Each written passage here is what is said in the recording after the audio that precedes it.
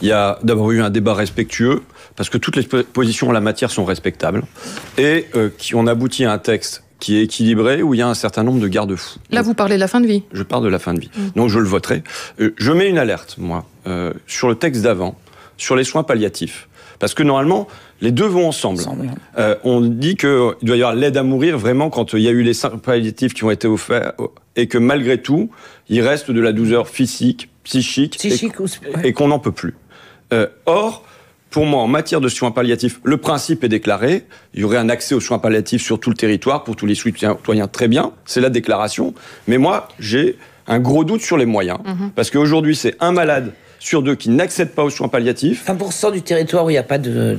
on est 17e en Europe. Bon, bref, on est en queue de peloton. Mais surtout, on nous dit, voilà, il y aura plus 66% d'ici 10 ans. Mais ça ne comble pas, ne serait-ce que les besoins d'aujourd'hui. Entre-temps, il va y avoir au moins plus 20% de malades qui en ont besoin aussi, avec le vieillissement démographique. Il va y avoir de l'inflation. Donc je crains, moi, que d'ici 10 ans, on se retrouve grosso modo dans la même situation, avec un malade sur 2 qui n'a pas accès aux soins palliatifs. Et je dis qu'il y a plein de sujets comme ça, où on a des grandes déclarations de principe, sur les violences sexistes et sexuelles, sur le handicap. On est tous d'accord. Mais quand il s'agit d'en venir aux moyens, il y a beaucoup moins.